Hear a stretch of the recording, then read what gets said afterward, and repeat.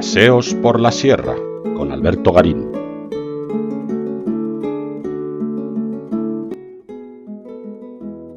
La Plaza Mayor de Valladolid fue diseñada en 1561 tras un incendio que sufrió la plaza previa. Probablemente en su origen era una plaza extraurbana, la pequeña localidad que pudo repoblar Diego Ansúrez. Pensemos que ese fenómeno de repoblación es un fenómeno de reorganización administrativa que se lleva a cabo a finales del siglo XI. Era una pequeña localidad situada muy cerca del Puente Mayor, junto al río Pisuerga. Y esta plaza, ya digo, quedaría a las afueras de esa pequeña localidad.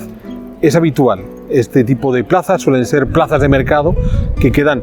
fuera de estas localidades para así poder reunir a los mercaderes, no solo de pequeñas mercancías como los productos de huerta, sino sobre todo mercaderes de animales que necesitaban ese espacio. Pues bien, tras el incendio que sufre en 1561, Felipe II ordena rehacer la plaza y es en ese momento cuando se crea esta forma de plaza regular,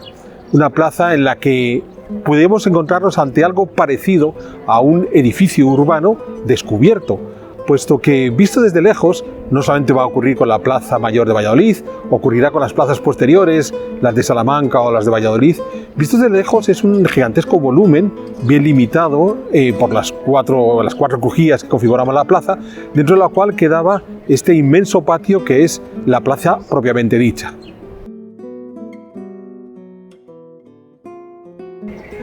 Decimos que la plaza es una plaza regular porque no solamente en su trazado es un rectángulo con ángulos rectos, sino que además en los alzados se procuró generar una homogeneidad, tanto en la altura de los mismos como en los acabados, más allá de que esos acabados se han ido modificando a lo largo del tiempo. El ayuntamiento, por ejemplo, ya es una obra historicista más reciente, pero por ejemplo sí la pervivencia de los soportales como primer nivel sobre los cuales se levantaban los edificios, con una serie de alturas de nuevo más o menos homogéneas. Es cierto que en lo que hoy es el Banco de Santander vamos a tener un añadido posterior, el último nivel, pero unas alturas que nos superaban esos 4 niveles, contando siempre el sector de los soportales.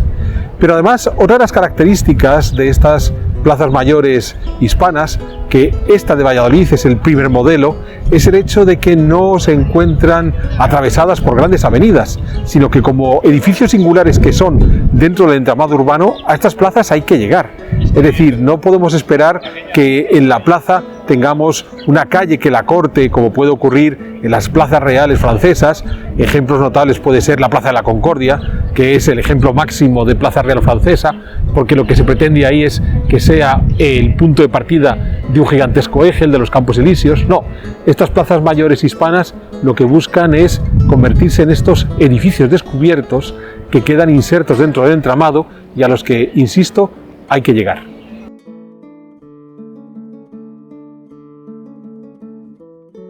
Bien, junto a la Plaza Mayor que acabamos de ver, hay una segunda plaza muy interesante en Valladolid, la que se abre frente a la iglesia de San Pablo. Si la Plaza Mayor estaba llamada a ser el lugar de reunión de los ciudadanos de Valladolid por antonomasia, esta Plaza de San Pablo tenía una función mucho más sutil. De partida era uno de los espacios por los que se salía desde la Valladolid medieval hacia el Puente Mayor. Aquí se van a construir una serie de edificios notables, el más destacado es esta iglesia de San Pablo, pero además cuando Valladolid aspira a ser la sede de la corte, a partir de 1601, cuando Felipe III decide reinstalar la corte de nuevo aquí, trayéndosela desde Madrid, es en torno a esta plaza donde habían de situarse los edificios más notables, comenzando por la propia residencia del rey. Esa residencia del rey se había situado en este palacio, originalmente construido por Francisco de los Cobos, secretario de Carlos V. Es cierto que el edificio ha sido muy reformado hasta el inmueble actual que podemos observar y que hoy es la sede de la Capitanía Militar General de la región de Valladolid. Frente al edificio de la Capitanía General, frente a este Palacio de los Cobos, es donde se iba a encontrar la iglesia de San Pablo, que de esta manera pasaba de ser una de las parroquias de la ciudad a convertirse en la capilla que había de ser la habitual para los reyes, en el caso de que estos se hubieran quedado definitivamente en Valladolid. Y cierra esta plaza de forma triangular el Palacio de los Pimentel, el palacio en el que había nacido Felipe II en 1527 y que pasaría a formar parte de los edificios necesarios para albergar a los funcionarios de la corte. Lo interesante es que esta duplicidad de plazas no ha de sorprendernos. Estaríamos ante la réplica del modelo que ya existía en la propia Madrid, puesto que en Madrid,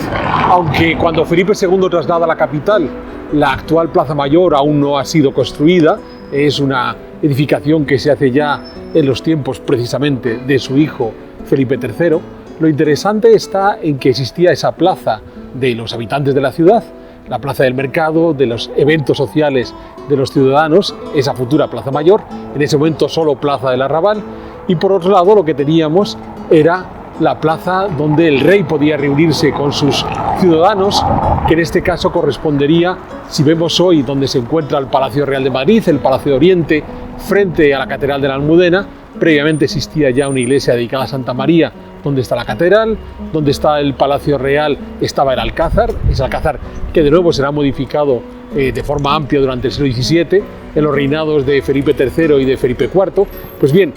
ahí había ya una plaza donde los reyes, entre comillas, podían recibir a los madrileños. Esto es lo que se quiso hacer en este modelo de Valladolid, que esta plaza real hubiera sido el espacio donde los monarcas podían reunirse con los vallisoletanos, así como la plaza previa era la plaza donde los vallisoletanos podían recibir al rey.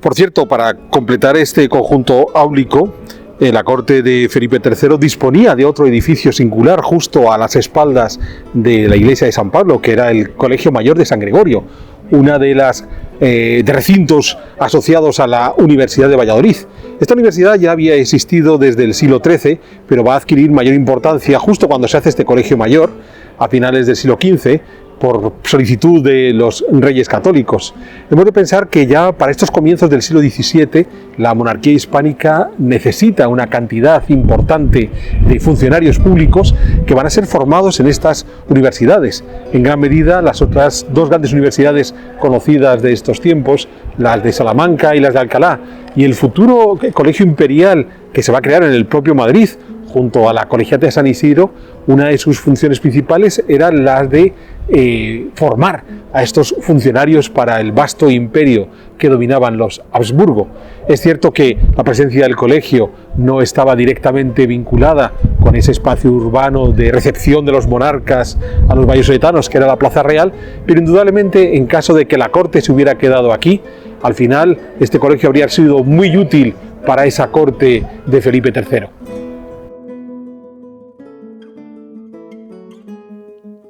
Antes de dejar la Plaza Real de Valladolid, hemos hablado antes del Palacio de Pimentel, que cierra uno de los laterales de esta plaza y donde hoy se encuentra la sede de la Diputación Provincial. En el zaguán de este palacio, en el año 1939 colocaron una decoración de azulejería proveniente del taller de Ruiz de Luna de Talavera, sin duda uno de los ceramistas o una de las familias ceramistas más ilustres de la tradición talaverana. En esta colección de azulejos que se exhibe en el Palacio de Pimentel se desarrolla una serie de eventos vividos por la ciudad de Valladolid en relación con Felipe II, que, como decíamos antes, nació en este Palacio de Pimentel en 1527. Hemos rescatado 3 de las imágenes porque son muy ilustrativas en la recreación que Ruiz de Luna hizo de cómo podían estar esta Plaza Real y esta Plaza Mayor en esa época del siglo XVI cuando se concibieron. Por un lado está esa Plaza Real en el momento del nacimiento del futuro rey y por otro, cuando se produjo el incendio de 1561 que acabó con la primitiva Plaza Mayor y a continuación cuando ya una vez que el rey al año siguiente ha autorizado la reconstrucción de la plaza, esta reconstrucción se ha llevado a cabo y hay una serie de nuevos eventos oficiales en la nueva Plaza Mayor, que no es exactamente la que conocemos hoy, pues la que se representa en los azulejos de Ruiz de Luna, encontramos esa recreación teórica de cómo pudo ser esa plaza tras su reconstrucción a partir de 1562. El Palacio Pimentel per se ya es un edificio muy interesante, pero no deja de ser significativo este zaguán, no solo por esa reconstrucción hipotética pero hermosa de cómo eran estas plazas reales en el siglo XVI, sino indudablemente también por la propia calidad de los azulejos de Ruiz de Luna.